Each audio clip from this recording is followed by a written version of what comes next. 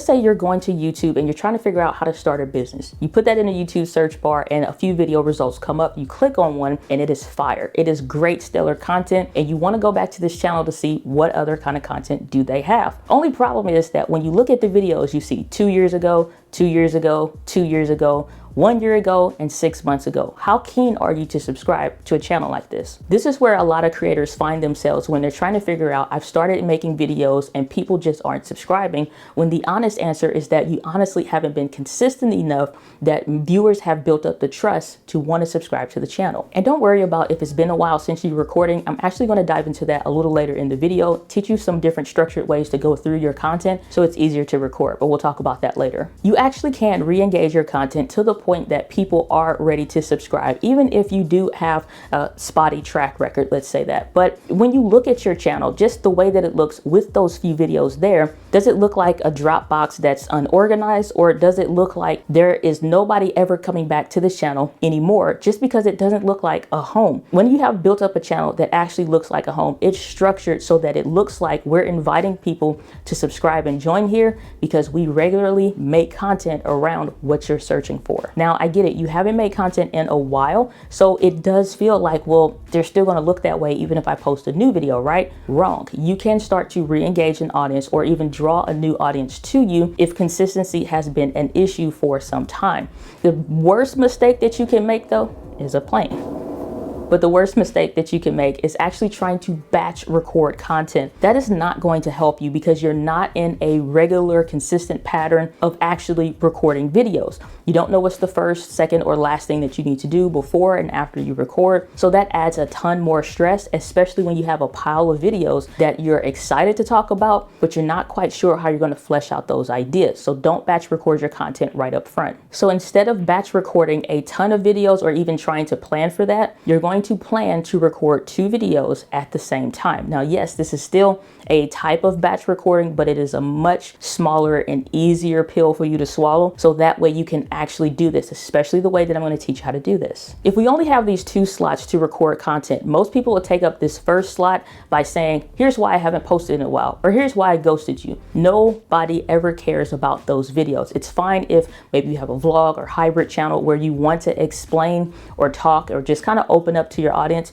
That's always okay. However, if the point for you to get into this resurgence of content is to really start to build your channel, especially when it's a dedicated topic channel, like you think about Dave Ramsey, he is never going to show you vlog content. You're never going to see anything other than financial tips and advice. So it would not make sense for him to say, here's why we haven't posted in a while. Literally, the audience does not care. So don't waste one of these 2 video slots or this precious attention of your audience by going through that content. That may be a good Instagram post, but it doesn't belong on this channel. Instead, take that solo video and actually let's dive into something that your audience is actually interested in. And then what is that next thing that we're going to talk about in the video that is another topic that your audience is interested in? The way that we want to structure these videos is to start with having the titles of the videos. Obviously, you don't need to get to a point where you need to know what, when you publish it, that title, the final title, but 2 things, the working title and your possible final title. So you'll have 2 slots, if you will, if you're writing this down. So the working title is essentially knowing what you want to call the video. The final title is after you've actually done the research, refine things a little bit more so that you know when it gets published what that finished title would be. But don't worry about that right now. Just have the working title of what's the main point of the video. The next part in structuring your content is making sure you plan your examples. When you don't plan your examples, you leave areas for potential fluff, and that usually is a problem for people that are either just getting started recording, they're uncomfortable being on camera, or they're just like nervous excitement talking in their videos instead of just giving the tips. So when you plan your examples, this makes it very easy for you to stay on point because you know what that example is going to be. It's fine if maybe you replace the example in the moment of recording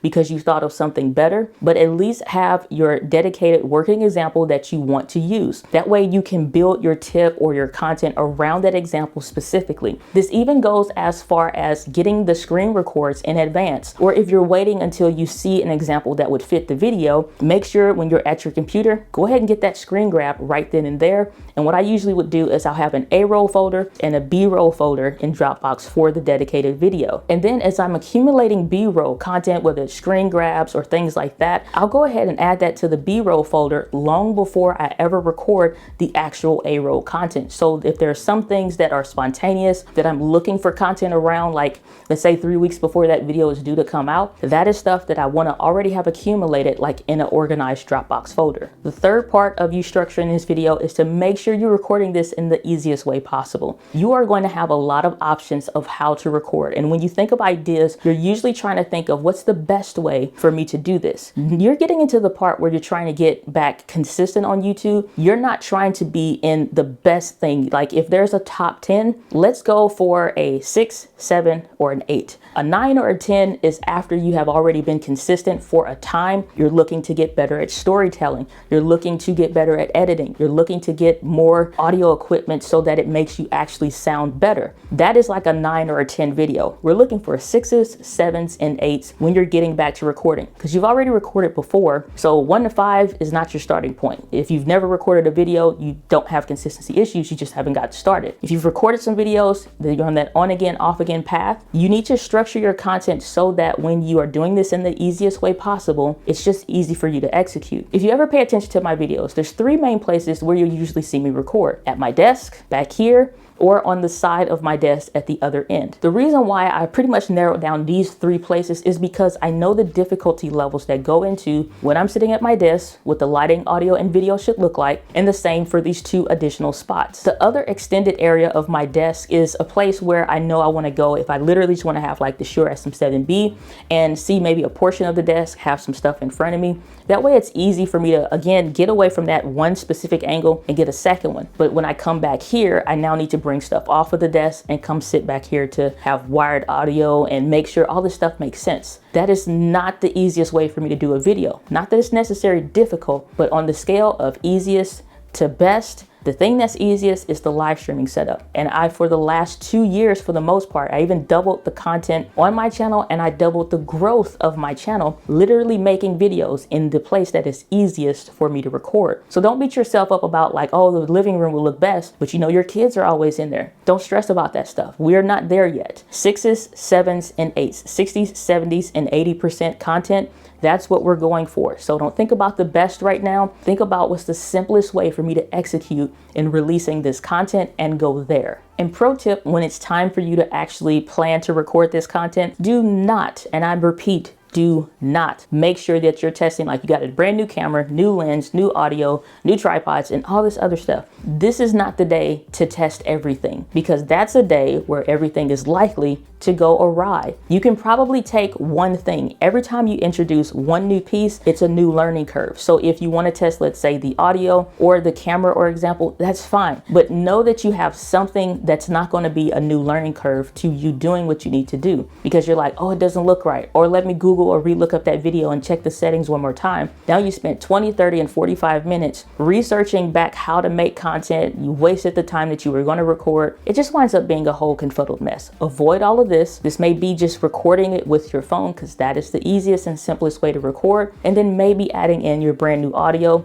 obviously testing that to make sure things don't go crazy. So add one new piece at a time. And if you really want to test that stuff, take that to Instagram or LinkedIn and test that in like a 60 or 90-second video. So when you're sitting down to record these 2 videos, they're going to be easiest to do and get back into consistency by making sure that you're structuring a simple video. You do not want this to be a 30 or 45-minute training or something that is literally going to take a bunch of time in order for you to produce. These need to be easy and simple recordings. So like a 3 to 5 minute, maybe 7 minutes at the longest end, like whether it's 3 tips on how to do this, 5 things to know about that, that's it. Otherwise, stay away from very long content. The way that you want to structure this down is you'll have your intro segment or your hook. Now, I use those kind of interchangeable. This is not to say like a 10 or 15-second bumper. I'd highly encourage you not to add in like a 10 or 15-second bumper. Don't do that. You think it's just a few seconds, but it actually detracts away from people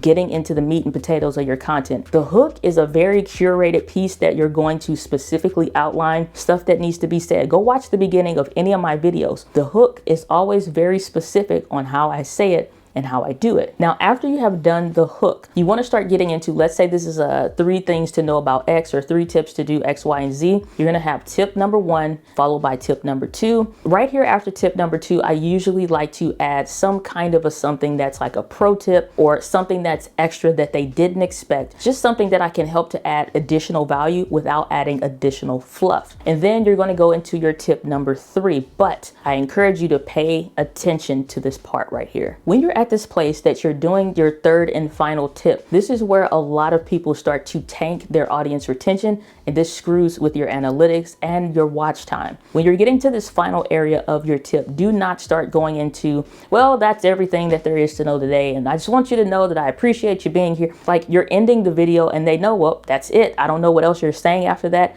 and it kind of doesn't matter because the thing that I came for, I now have, and I can leave. You don't want to signal to them that you're leaving or ending the video at any one point or what have you. This gets a little bit more advanced, but it's what I call my NLQ strategy, which is the next logical question. The next logical question is not for you to ask them a question specifically. And I'm fine if you want to get into like a question or something that you want to ask them. But the next logical question is something that you're going to be seeding and leading for them to get into in the next video. So this is why we're recording 2 instead of 1. When you are recording that first video, what's that next logical question that somebody is going to ask? So if somebody, let's say if you're in real estate, is wanting to know more about the home buyers market or the first time home buyers market, okay, they have those questions of how do I get into the program? How do I apply? You may want to have that second video be 3 mistakes to avoid when you're applying for a new first time home buyer's loan. These 2 questions make sense together, or these 2 video ideas make sense together.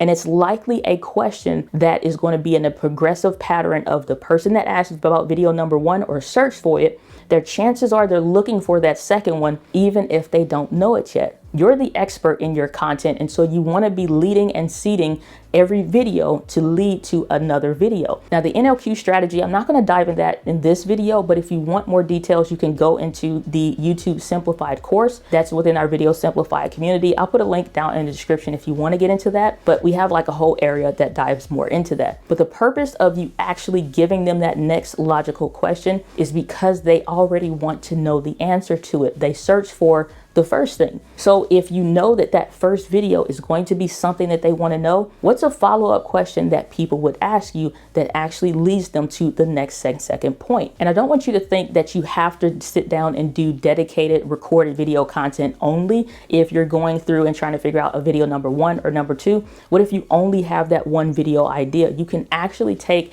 let's say if you did live streams, whether that's on Facebook, LinkedIn, or what have you, you can actually repurpose those live streams into a dedicated video. Now, if you want that specific strategy on exactly how to do that, check out the video on the screen. I'll walk you through step by step.